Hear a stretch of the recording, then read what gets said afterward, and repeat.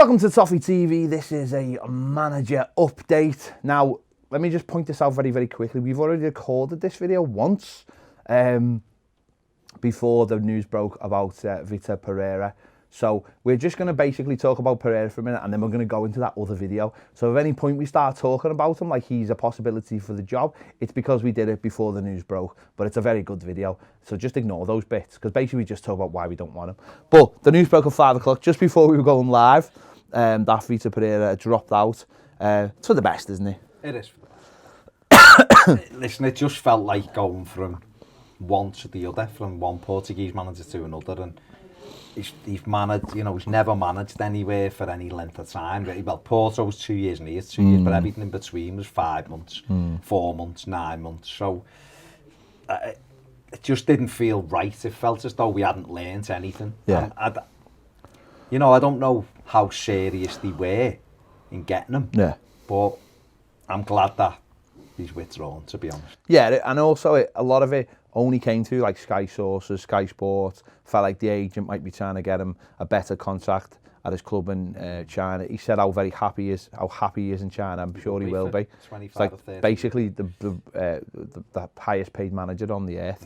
So who knows? My only worry was where Everton actually serious about it, and if they were serious about it, where does this leave them in their search for a new manager? Yeah, I mean, well, that's the question, isn't it? Yeah, that is the question. But we don't know that at this point. We don't know whether I imagine all that news came from him and his agent. So they've either played the game really, really well, or Everton were thinking they could get him, and I just don't know where that leaves us. But I don't even know why we were going for him in the first place.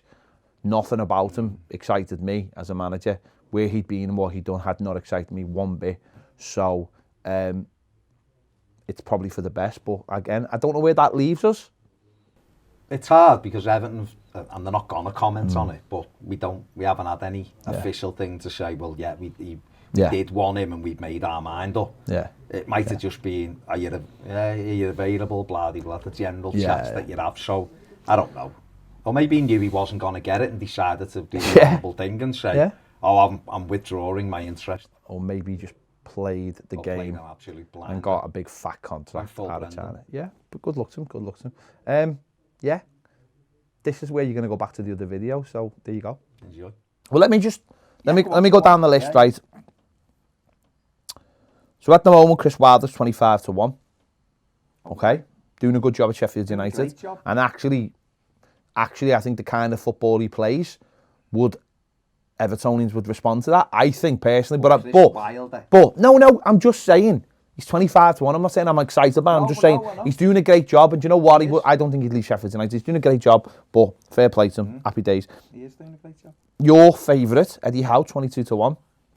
Right? Below us on the table, and his football wouldn't be appreciated, and we'd eat him alive. And he's had 1 win in 11.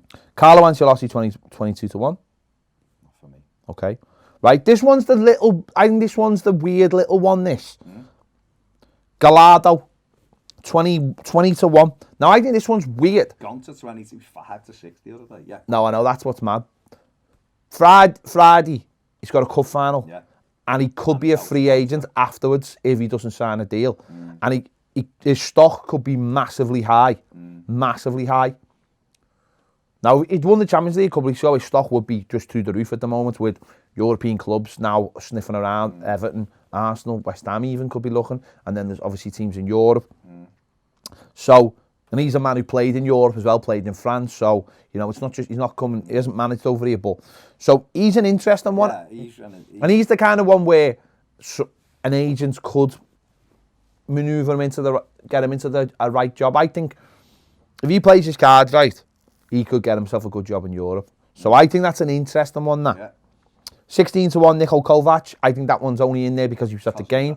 But apparently he was on a fact-finding mission and he was going to the Man City game as well. And he was going to a game on Sunday as well, West Brom. To see his Billets' mate. Yeah. 14 to 1, Rafa Benitez. So Rafa Benitez was on Monday Night Football. He's 20 to 1 before he was on that. And this is what was interesting. So I did the Daily News just after 7 when he said he wasn't looking at the Premier League anytime soon, right? He gave a very official almost statement. No, I've got a contract. not going anywhere. And then later on, once he'd relaxed and Carragher had probably had a little word with him, he basically said, well, you know what? I wouldn't be against managing Everton. There's no reason why I wouldn't manage Everton. And it's actually all the things we've said. I live in the city. I've got friends who are Evertonians. He apologised for the small. He said, I didn't mean small club. I meant small team. He said the charity works with everybody. Enough time has passed. You know, Liverpool is Liverpool, but I wouldn't have any problem being Everton manager, basically. He just said, but I'm not looking for an immediate return to the Premier League. And basically, he was leaving the door open that if Everton wants, let's go and talk to them. I think he'd come back tomorrow if he was allowed to. But obviously, listen, it's all about respect. Yeah. You know, in China, respect's a big thing, and he's earning a lot of money, and he's not going to go on the telly and annoy people when Everton might be interested in him. So I thought that was quite interesting. Anyway, I thought that was interesting, and I thought he said a lot of the things that we'd already discussed about him, saying that, you know, he would be a lot softer to Everton, and he would say things, and I thought that was a really interesting thing by saying that, by softening and going, I didn't mean to say that. It just got taken and they run away with it. And, you know, he said Liverpool fans were happy, Everton weren't. He knew what he was saying. He's a clever man. Yeah. Unai Emery is 12-1. He came out big yesterday saying that Everton, someone said Everton has approached him. Well, Gillan Ballagay said he wants it, didn't he? Again, he's another one that I wanted him to get it before Koeman got it, and that a lot of people were laughing at me, going, no chance, his stock was massive. It was massive. Seville just won 3 Champions Europa Leagues, and PSG took him, but he failed to win in PSG the league, which I think we'd win. Yeah.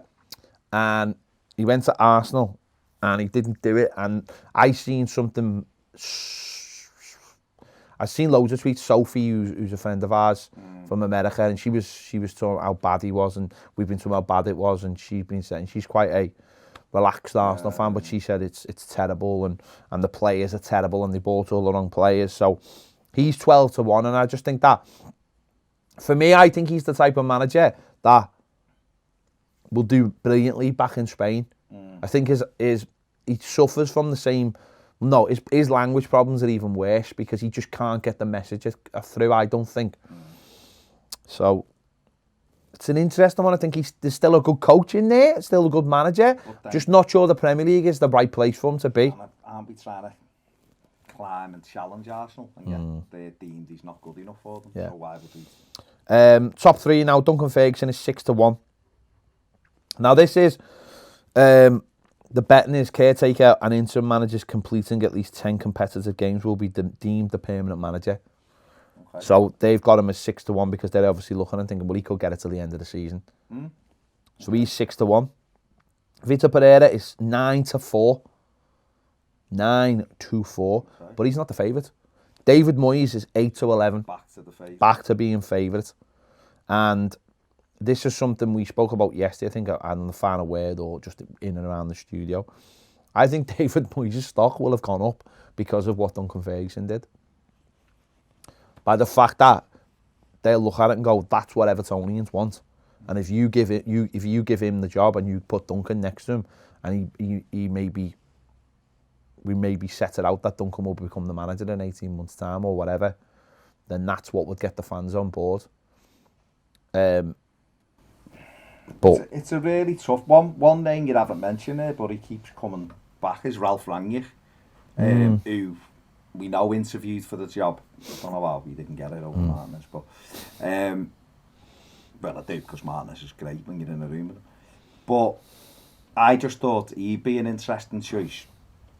He's been director of football at Leipzig and done very well, but I think him with Duncan Ferguson, I think, makes a lot of sense. I think what Everton might need to do, and clubs don't really do this, we spoke about this, I think it was off camera, we were talking about seeing, like, when Liverpool had the boot room and other clubs have done it, like, particularly foreign clubs do it. In Holland, Ajax do it.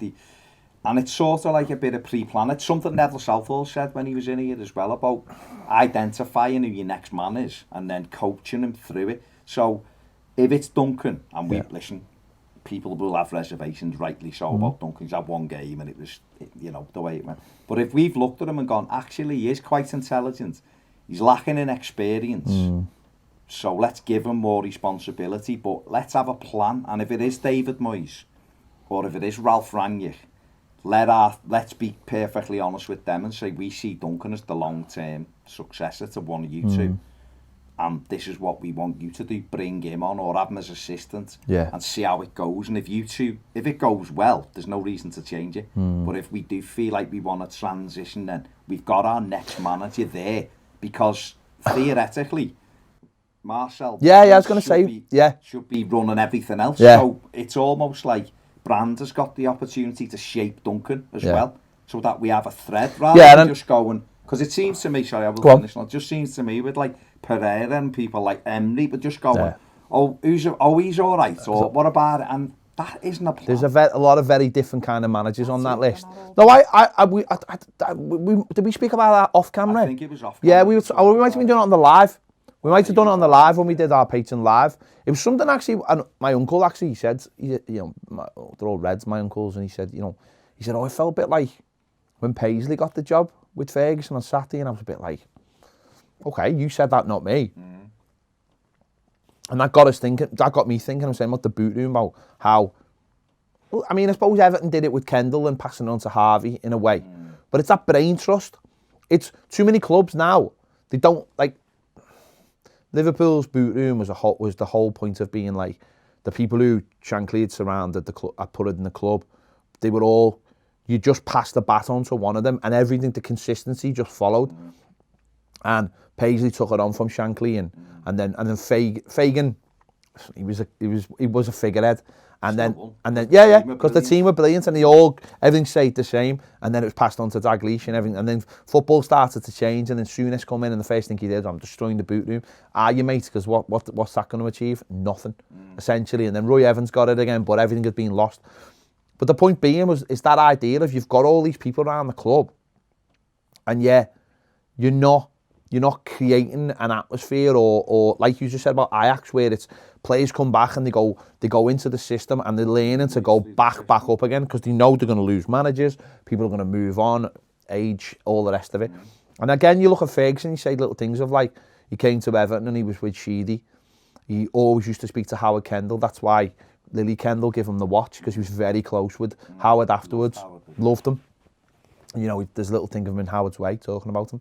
And you're right. Could you lean on that? Could you surround Duncan with experienced coaches or good coaches, whether they be people like Lee Carsley, who's currently with England, who's a very, very well-respected coach. Get people around him like that. Get other people around him. Maybe, listen, I don't want to be like getting the band back together, but if you've got someone like Kale who's part of the fold as well, and then I don't know what Moyes would do it. And I'm not trying to create this whole scenario just to give Duncan the job, but when I look at those other names, I'm very fearful that we're just going to make the same mistakes that we've made in the past, and actually none of them represent the thing that we want. And people can look at Saturday in isolation and go, yeah, but everything just fell together. It did fall together. But isn't that the point? What big clubs do? Don't big clubs who are trying to win things, don't they do that every single week? Don't they have that all right, forget about the atmosphere and that side of things, that's separate. But don't big clubs, don't you have to do that every single week? Don't you have to turn up? Don't those things have to go to you every single week to be a club winning things? It can't just be. We've had moments in games or in seasons where we go, wasn't that a great game? Wasn't that a game? Isn't the whole point supposed to be that every single game you turn up and your team put that performance in every single week? I know there's a club not so far away from where we're sitting now who do that every single week, and that's why they're feared, and that's why they are where they are in the table. And you've got to have a manager who can instill that, and that is the hardest thing in football, and I appreciate that. But aren't we all trying to get to that place? Don't we want that every single week? Because if we see that on the pitch every week, that kind of work which can be built on, we as fans will respond, because that's what we love. And that's why I've always driven at the fact that recently is I want a manager that I can love, because he's the figurehead and should be the figurehead. And if we get another manager in again, another beige European manager who just again, doesn't say nothing and doesn't understand the club and doesn't respect the club and doesn't get under the skin of the club, we're just going back round in circles, and it will never lead to success. We need to big, future project coming up. You know, planning permission goes in this week or next week now for the stadium. We have to be in a position of strength. We have to be in a position where we're stable, first and foremost, if we want to thrive on. But you've got it out. I just think we're trying it. Since Moyes went, we tried Martinez from Wigan, we tried Koeman from Southampton, we tried Silva from Watford, Allardyce from the likes of Palace and things like that. None of it's really worked. Well, it hasn't worked, has it? Because we're here again without a manager 2 years after not having. You know, we've had 5 managers, I've just named it, since Moyes. We had Moyes for 11 years. And I'm not saying that's right. No. We should have a manager that long. But what I'm saying is, it does help. Don't we need to create something that it feels like we're actually in control of? So we kind of go, let's do this with him. Let's have Ferguson in mind. And then, like you said, then maybe it's Cahill, because he's only just starting his badges now. So maybe then Cahill comes a lot. I don't know. I don't know whether that's right. We might be coming across as very sentimental, but what we're saying is that, and we're saying this is what I felt for a very long time, is that we as a club are quite. I can only say we're unique because I'm an Evertonian and I don't experience what other clubs experience. But I think we know what we like, and other people understand what we like. And a lot of clubs are like that, but they have different things what they like. What we like is what we saw on Saturday to a degree. Hard work comes first. Fast. And then you add all the other things on. Fast football. And I think all the managers in the last few years have come into Everton Football Club and have tried to change what we like. And as fans, we have not responded to it. And so therefore, it goes the other way. And we did a show, we were talking about Martinez. I said, Martinez in his first year had it absolutely spot on.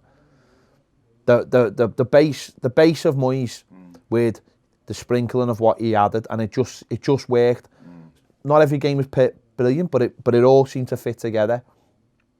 And that's sort of what we're looking for. But every manager that's come in since has just sort of tried to do something that they want to do without ever thinking about. Which is what Martinez did. In the end, yeah. But never building that identity that we could latch onto. And that's all it comes down to. Your football club, it's not about winning trophies, because if it was about winning trophies, no one would be half the grounds in the Premier League.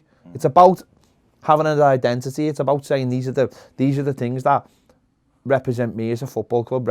You spend most of your time, a lot of the time, talking or going the game or thinking or whatever about your football club. If you don't like your football club and you don't like what that football club stands for, why would you do that? You know, it's like, it doesn't make any sense. I just think that if, you're talking about being sentimental there, but if someone was out there who was absolutely standing out, then you might think, if Pochettino, for argument's sake, went here, actually won the Everton job, then we wouldn't be sat here going, well, maybe give it to Duncan or Moy. If Jose Mourinho, who I said the other week, had a truck all day long because he's a winner, I know some people don't like him, but if he'd have said, I want the Everton job, you wouldn't find me going, well, maybe we should give it to Moyes or Ferguson. No, I agree. I agree with that. When I look at the others, they don't. It just feels like we're going to do the same. They're just carbon copies. Shredding. Perversely, though, this is why I have backed Benitez, because I think what he does understand is Everton fans, because oddly he's been on the other side of it. Do you know what I mean? That I've looked at all of the people. Their values are similar. No, I know, but it's not always that, is it? I look at the situation and I go, well, who's out there? And I go, well, I thought he was the best manager, and I still think he is the best manager.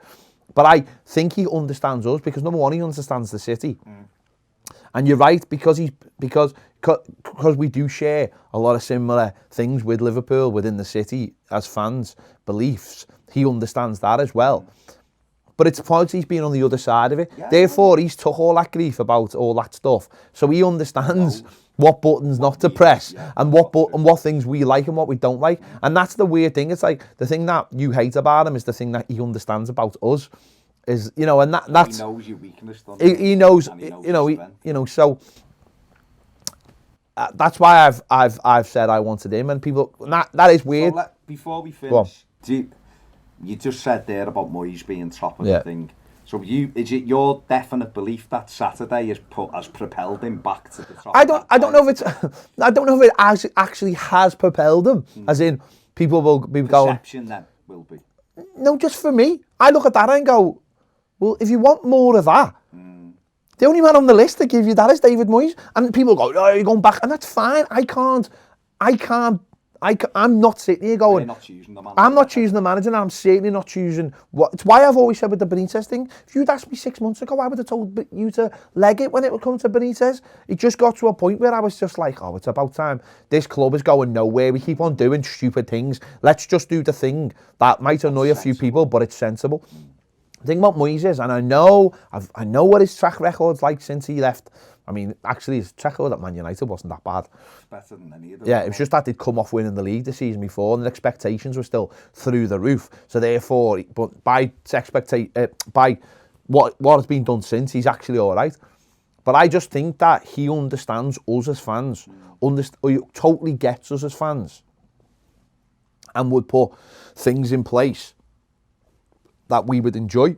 And I think, but for me, if that was the case and it was Moyes, it would have to be, for me, with Duncan as the assistant. It'd have to be, because it'd have to be with it'd have to be a through line. And with some young, exciting coaches, like a Lee Carsley. People like that who are fresh out of the game, but are very, very well respected. But we'll have to wait and see. The problem is, I look at someone like Vitor Pereira, and I just think he'll come in and he'll be like, I'm going to be here for 2 years. And bring a load of Portuguese and it'll just be like, here we go again. Nothing's changed. We do the same thing. We'll give him a few weeks, then he'll be moaning about something or other. And isn't it about time we got someone in who Everton's their end game? Yeah. Rather than going. Well, that's it, isn't it? You know, let's get. I mean, Gallardo. We definitely will finish now. Gallardo out of that whole list, other than what we know, is and Benitez off the table, is probably the one where you'd go very highly rated. He's won something every year practically since he became a manager. Barcelona have looked at him. Yeah. But he's another one who it's a stepping stone for, isn't it? And maybe that's all we can attract, I don't know. But he's still a flip of a coin, because I don't know how well he speaks English and all of that. He's never managed in Europe. It's a tough decision. It's a very, very tough decision. But they should not be don't be panicking it. I don't think they should be. I just don't want to end up with all the same problems we've had you know what the worst thing I was thinking on the way in? No, we're gonna do like our teams of the decade. And I was thinking who would be our manager of the decade, and it'd still be Moyes. It would be though, wouldn't it? I mean, all right, Martinez's first season was great, and I appreciate that. But it still will be Moyes, wouldn't it? Yeah. Because you just look at it and go, all right, Martinez got us to a 5th finish, highest total, and got us to 2 semi-finals of it. But at the same, you just look at it and go, then Moyes had us in the top. I know. 6 semi-finals. I know, and above Liverpool twice as well. So. And in the cup. Oh, yeah. We're not going to do it now, but you know what I mean, don't you? It's still. We've had a whole. That's what's mad. We've had a whole. Been gone to 6. I know. 6.5 years. Let us know your thoughts in the comments. Anyway, if anything changes, we'll probably do another one of these tomorrow and the day after and the day after. So let us know your thoughts in the comments on what you think about who should get the Everton manager's job, and we'll see.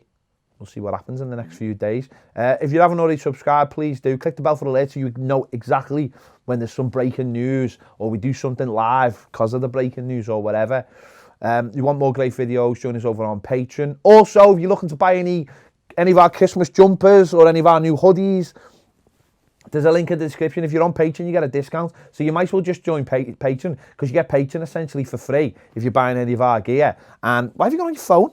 Just because I had a alert come up. Oh, okay. Just making sure. In date. It's nothing. Okay. And if you're buying any Everton stuff, like this nice little new training jacket, we've also got a link in our description for that as well. If you go through us, we get a little bit of like 2 pence or something. But it all adds up. It helps the channel. You'll be doing your part without actually having to give us any money.